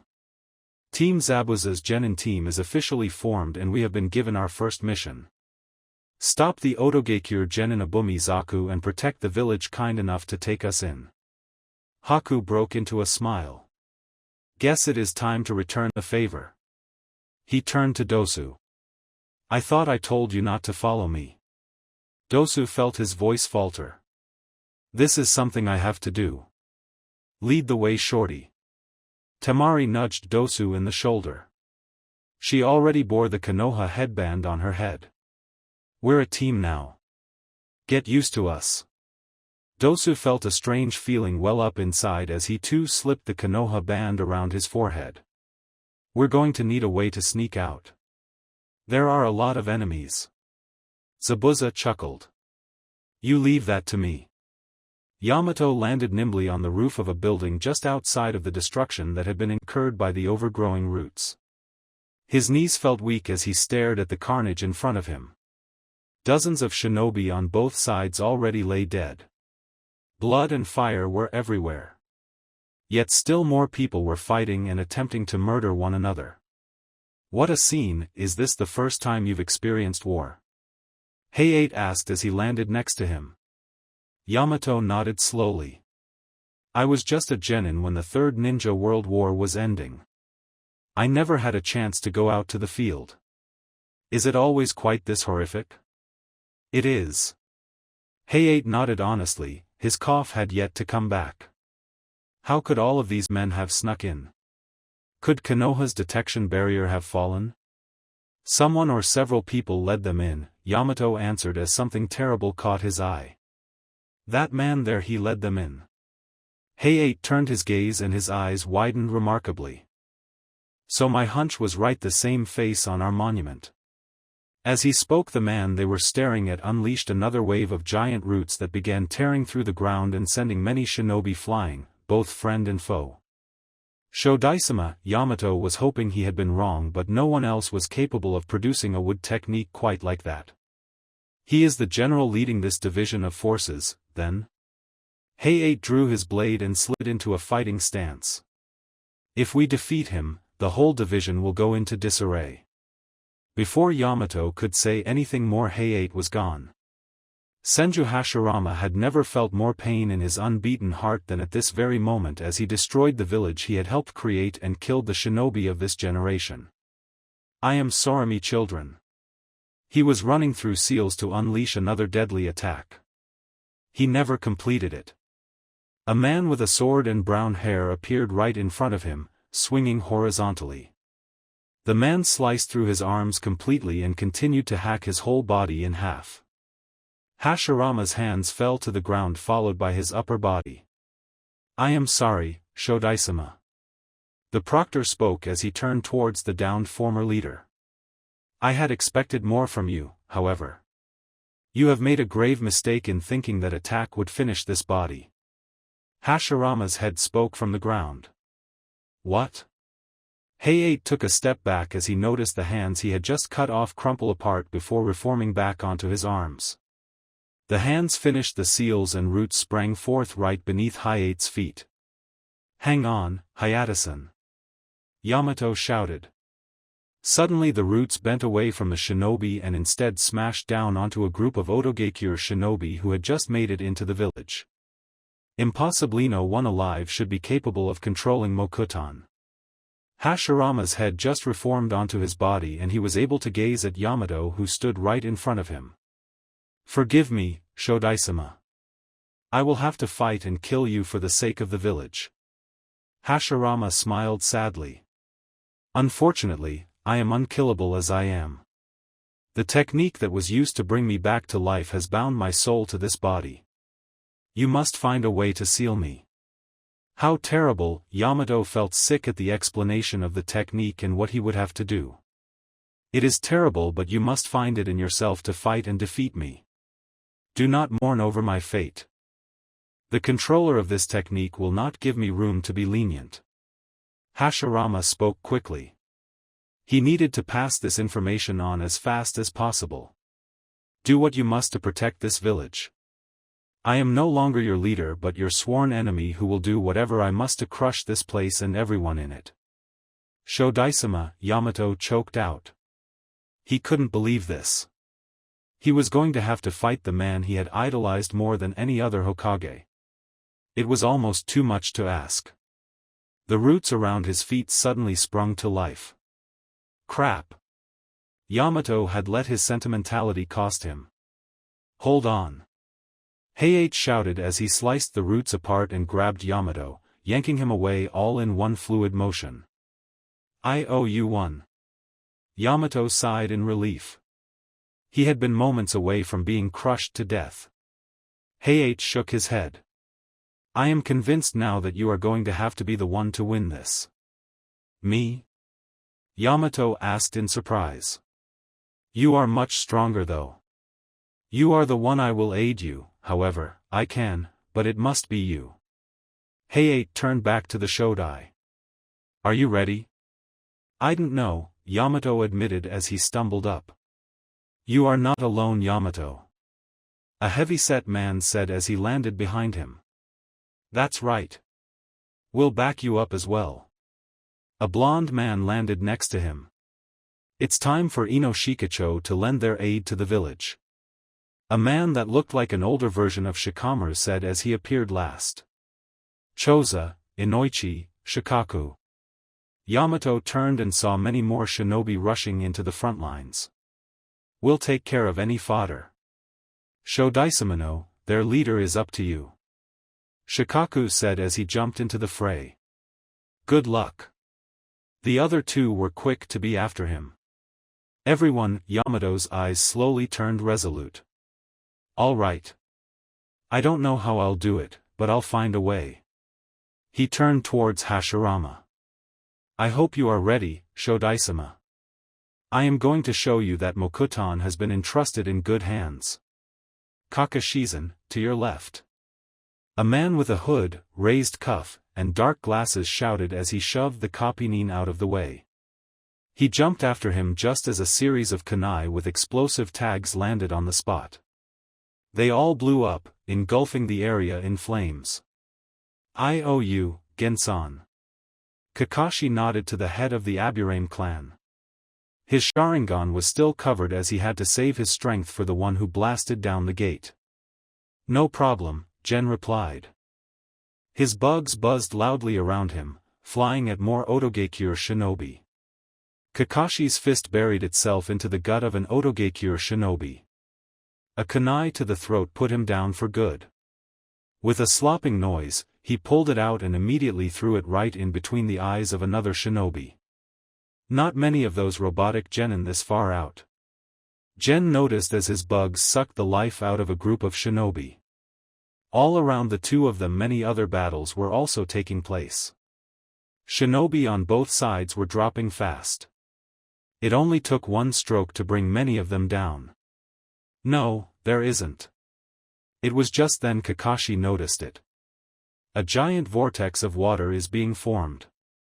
Without hesitation, he pulled his Sharingan up. He immediately formed the seals and a wall of earth rose in front of him.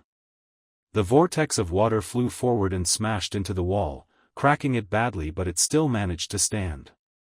The water that before would have torn through both friend and foe now instead flooded around, creating more of an inconvenience for the fighting shinobi than a deadly force. That's our man. Kakashi jumped over the wall and immediately ran forward. His Sharingan immediately picked up on the man who was none other than the Nidaime Hokage, Senju Tobarama. The nearest group of Konoha stood frozen in shock. Don't stand there, you fools. He is the enemy. Kakashi shouted too late. Tobarama split them all in half with a blade of water. Kakashi cursed. 6 shinobi died simply because they were too surprised to move. How many more had been like that at the other gates as well? A Sharingan wielder but in only one eye? Tobarama eyed Kakashi curiously as he approached him. Yo!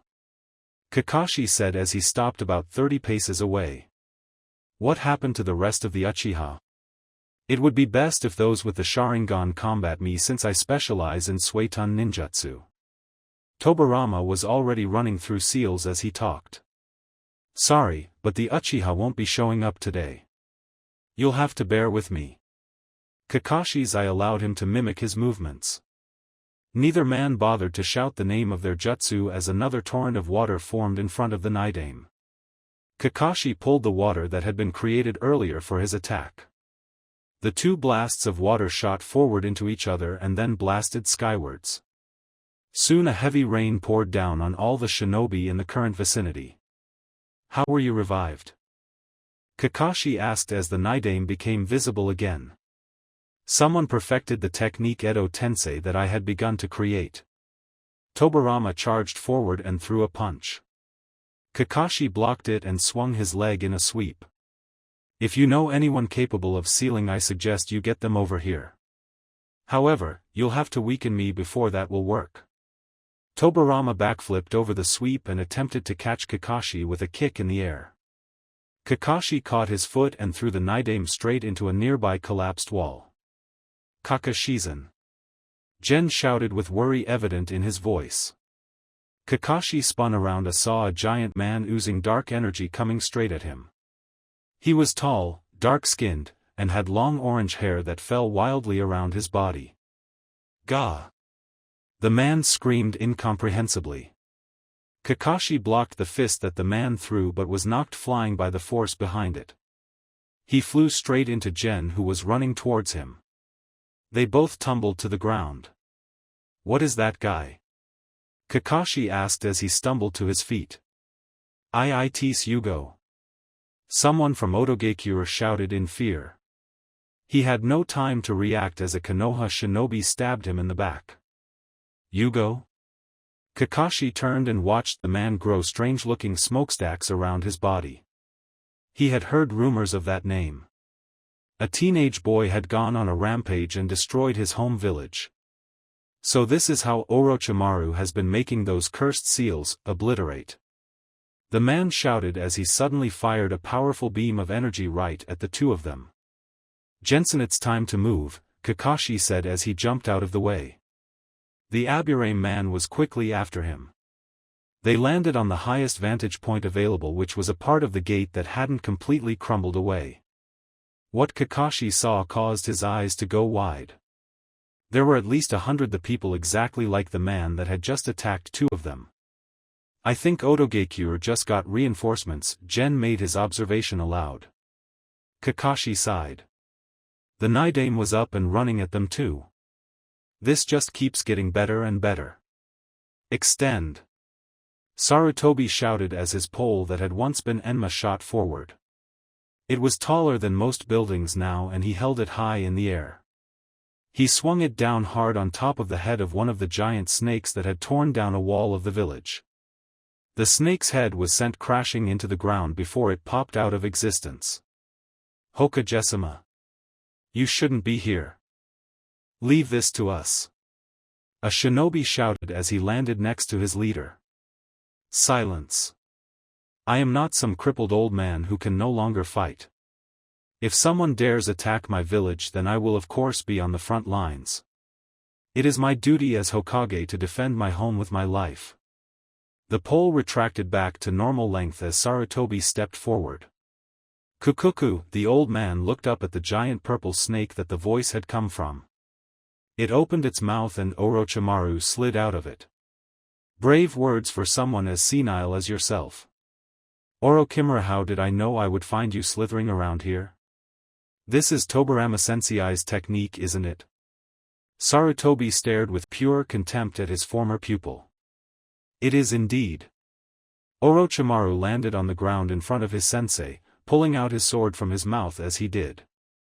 Kabuto seems to have done a fine job. Don't particularly like being a pawn, but I finally have immortality. It would also seem he pulled my men from all over the continent. I would guess there are more men here than even if Sunagakure had lent their aid. How many of you did he create? Sarutobi asked cautiously, ignoring the latter part of his student's rant. Orochimaru shrugged. Who knows? Aside from myself, I've only seen 3 others. He likely didn't have enough time to gather powerful shinobi from all over the world. You're giving me a lot of information, Sarutobi noted dryly. At least a lot for a man who never gave away anything before. No matter how much you know, it's too late for you to change anything, sensei. I'm telling you because I want you to know how greatly you've failed. What makes you so sure I've failed? Sarutobi already had a feeling he knew the answer.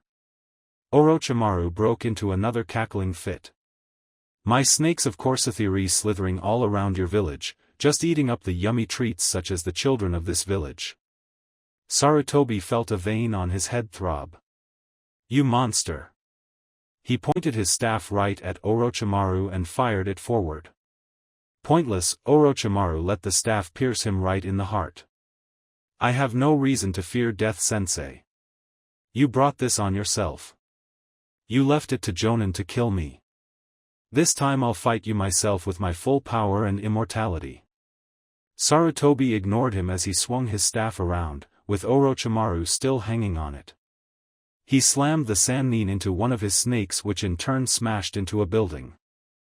The building collapsed and the snake poofed out of existence. Orochimaru slithered his way out of the rubble. I see you didn't bother to call my teammates back. You didn't think I would be here? I had no reason to concern either one of them with the likes of you. Sarutobi's staff retracted back to its normal length.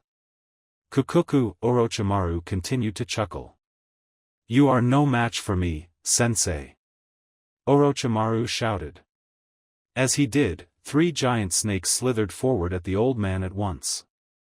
That's far enough, a lazy-sounding voice said as the snakes suddenly lost their heads.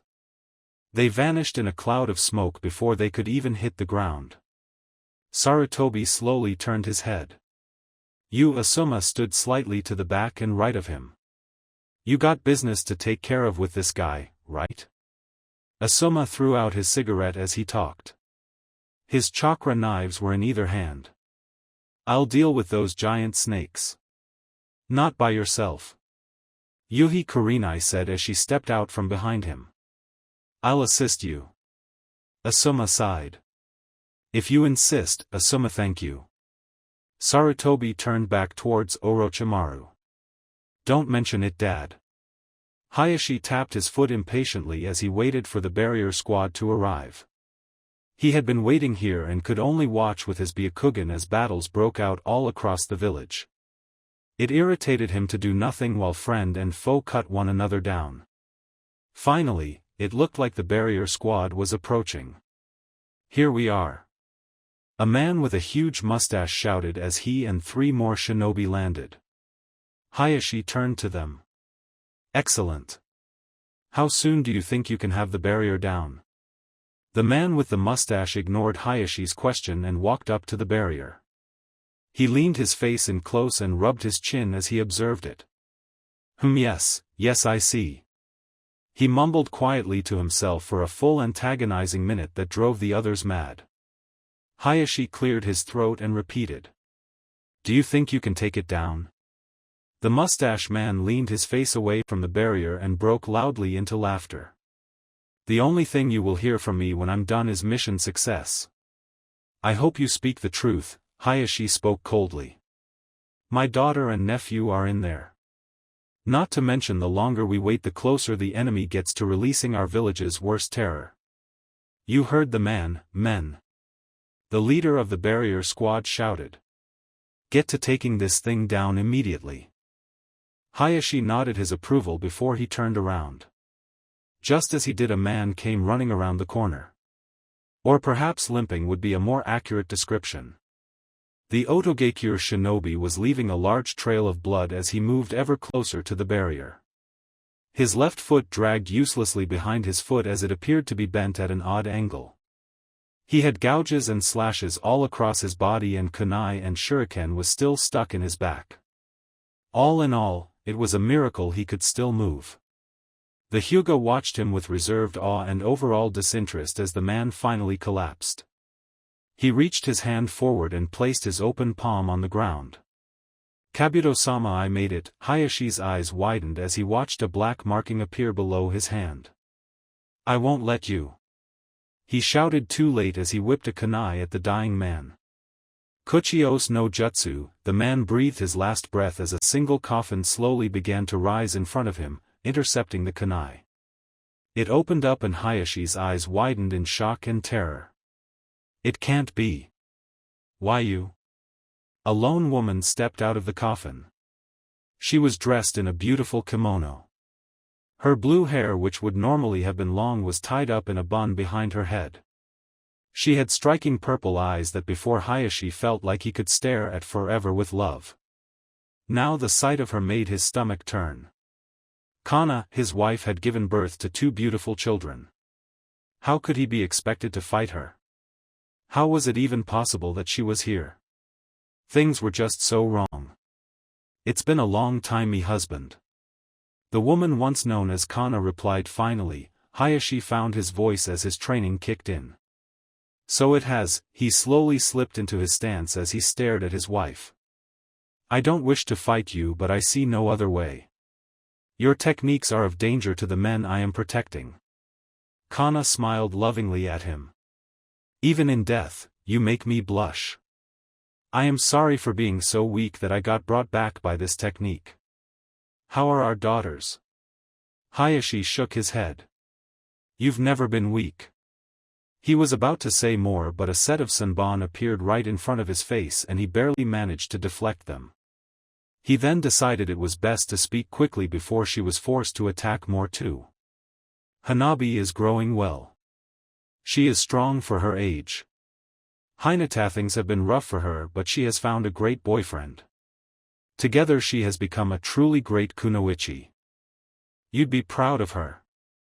Kana smiled as she pulled more sunbon from the sleeves of her kimono. I'm glad, feel my fist of youth. Guy's fist smashed a man so hard he crashed into another three before they all crashed into a collapsed building. Not one of them ever got up again. Who's next? Guy turned towards another group of shinobi who all backed away slightly. Before that group could react, Guy was there, spinning so fast he was a green blur. Konoha-senpai. His kick shattered bones and busted organs instantly, ending most of their lives on the spot. Another shinobi ran up from behind. He stabbed at the back of Guy's head only for him to vanish. Too slow. He grabbed the back of the man's head and slammed his face into the ground. Blood splattered in every direction as his head was crushed. Everyone move forward. We are pushing them back. Guy shouted as he moved on to his next group of opponents. The shinobi of Konoha behind him shouted acknowledgement of his order. Ever since Guy had arrived they had been gaining an overwhelming advantage. Guy! A voice shouted that sent a shiver down the gown man's spine. You are still so full of youth even though you look almost as old as me. Before Guy could react, a man appeared in front of him and drilled a punch into his stomach that knocked the wind out of him and sent him flying backward. He hit the ground on his butt and looked in horror at the man that was in front of him. Hiro-sensei? The guy was practically looking at a carbon copy of himself, but there were a few key differences. The other man stood about an inch taller than Guy and his eyes were darkened by the effect of the jutsu that had brought him back. Guy slowly stood to his feet. How could this happen to you? Undeath is a cruel thing, that's for sure, Guy, Hiro spoke to his former student fondly. I was both hoping I would see you and that I wouldn't when I realized where I was. You've grown so much and that makes me happy, but it breaks my heart that I have to fight you. So the technique that brought the gate down was Asa Kujaku. Guy shook his head sadly. His hunch had been right. However, before he could say any more, a couple of shinobi charged past him. They ran straight at Hiro and rammed him through the chest with two giant-looking kunai. We'll take care of him, Guy-san. They shouted triumphantly. Hiro looked down at them sadly. What I am about to do is most unyouthful, I apologize. Both men widened their eyes in surprise when he spoke as if nothing happened. A minute later though, and the sound of squishing reached their ears. They looked down to see Hiro's arms had disappeared into their chests. Guy felt like throwing up on the spot. His sensei stood in front of him, his arms sticking out the back of his allies holding their hearts in each hand. Hiro-sensei, this isn't like you. No. Hiro agreed. He dropped the hearts and retracted his hands. Both men dropped dead to the ground. There is no room for youth when you are undead, I'm afraid. He slowly pulled the giant blades from his chest. Guy, you must find a way to put me down. I am sorry to have to ask you this, but it has to be you. Hiro slowly walked forward, his arms dripping the blood of the men he just killed. Guy gulped heavily before nodding. If you ask me to, I'll find a way, Hiro-sensei. After all, I have strived to become a man as youthful as yourself. Please tell me how you think I've done when I've defeated you. That's my youthful prodigy. Hiro nodded in satisfaction as he settled into a Goken stance. Guy settled into his stance. They both jumped forward faster than the eye could see. Their fists connected. They stepped back and each to the right and swung their legs forward. Their legs connected while high in the air. They both dropped them down and stepped forward, their fists connecting again. Your stance is as good as ever, Guy. Hiro shouted his praise as they continued to match one another's moves.